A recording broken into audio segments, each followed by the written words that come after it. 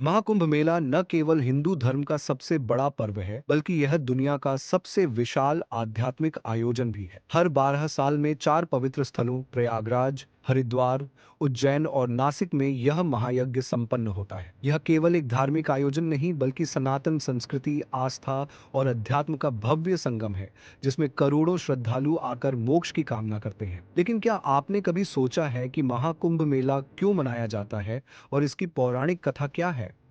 आइए जानते हैं इसकी पूर्ण कथा, जो आपको इतिहास से लेकर इसके महत्व तक की यात्रा पर ले जाए। महाकुंभ का इतिहास जुड़ा है समुद्र मंथन से, जो हिंदू ग्रंथों में एक महान घटना के रूप में वर्णित है। प्राचीन काल में देवताओं और असुरों के बीच निरंतर युद्ध हो रहे थे। देवता कमजोर हो चुके थे, इसलिए वे भगवान विष्णु के पास गए और सहायता मांगी।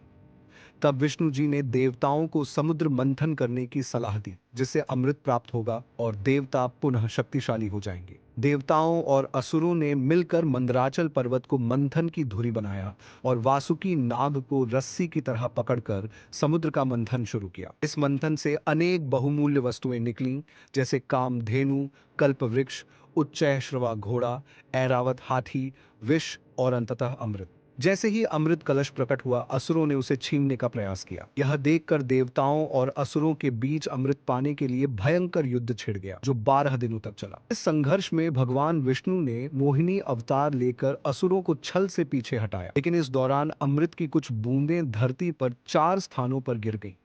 प्रयागराज, हरिद्वार, उज्जैन, नासिक, यही चार स्थान पवित्र माने गए और इन्हीं स्थानों पर हर 12 वर्षों में महाकुंभ मेले का आयोजन किया जाता है। महाकुंभ केवल पौराणिक कथा पर आधारित नहीं है, बल्कि इसका संबंध ग्रहों और नक्षत्रों की विशेष स्थितियों से भी है। हिंदू ज्योतिष के अनुसार जब बृहस्पति ग्रह, गुरु और सूर्य विशेष राशियों में प्रवेश करते हैं, तब कुंभ का आयोजन किया जाता है। बृहस्पति सिंह राशि में प्रवेश करता है और सूर्य मेष राशि में होते हैं, तब प्रयागराज में कुंभ होता है। अब सूर्य और बृहस्पति कुंभ राशि में होते हैं, तब हरिद्वार में कुंभ होता है। बृहस्पति सिंह राशि में और सूर्य तुला राशि में होते हैं, तब उज्जैन में कुंभ होता है। अब बृहस्पति सिंह राशि में और सूर्य धनु राशि में होते हैं, तब नासिक में कुंभ होता है। इसी प्रकार हर 12 वर्षों में जब ये ग्रह नक्षत्र अपनी विशिष्ट स्थिति में आते हैं, तो महाकुंभ मेले का आयोजन किया जाता है। महाकुंभ केवल एक धार्मिक मेला नहीं है, बल्कि यह आत्मशुद्धि, मोक्ष प्राप्ति और आध्यात्मिक जागरण का पर्व है। हिंदू मान्यता के अनुसार कुंभ में पवित्र नदियों में स्नान करने से सभी पापों का नाश होता है और व्यक्ति को मोक्ष की प्राप्ति होती है। विशेष रूप से शाही स्नान, जो विभिन्न अखाड़ों और संतों द्वारा किया जाता है, इस मेले का सबसे प्रमुख आकर्षण होता है। यहाँ नागा साधु, अघोरी, सन्यासी और गुरुजन अपने अनुयायियों के साथ आते हैं। महाकुंभ ज्ञान और भक्ति की ऐसी गंगा बहाता है, जिसमें डुबकी लगाकर लोग सांसारिक मोह माया से परे जाने का प्रयास करते हैं। इस मेले में भारत के कोने कोने से साधु संत आते हैं, जो हिंदू धर्म के विभिन्न परंपराओं को प्रदर्शित करते हैं।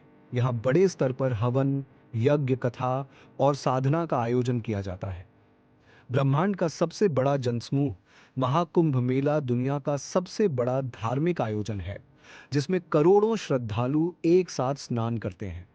यह न केवल धार्मिक बल्कि सामाजिक और सांस्कृतिक दृष्टि से भी महत्वपूर्ण है, क्योंकि यहाँ ज्ञान, दर्शन और विविध भारतीय परंपराओं का अद्भुत संगम होता है। कल्पना कीजिए, जनवरी की ठंडी सुबह, जब कोहरे की हल्की चादर गंगा की लहरों पर बिछी हो, सूर्योदय की पहली किरण जैसे ही त्रिवेणी संगम के जल को छूती है, पूरा वातावरण दिव्यता से भर उठता है।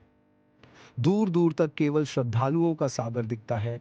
कोई गंगा में डुबकी लगाकर मोक्ष की कामना कर रहा है, तो कोई संतों की वाणी में अध्यात्म के गूढ़ रहस्य खोज रहा है।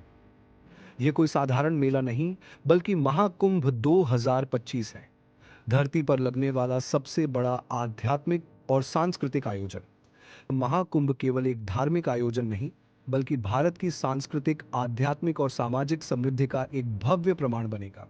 गंगा, यमुना और अदृश्य सरस्वती के पावन संगम पर लगने वाला यह महाकुंभ साधु संतों, श्रद्धालुओं और योगियों का महासंगम होगा।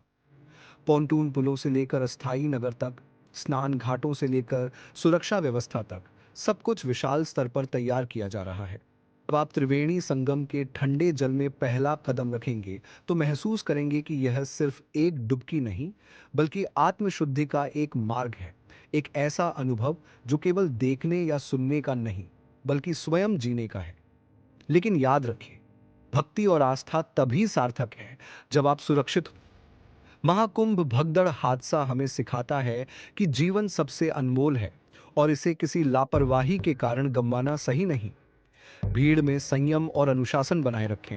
अपनी सुरक्षा को प्राथमिकता दें, क्योंकि आपकी जिंदगी से बढ़कर कुछ नहीं। हर हर गंगे, हर हर महादेव।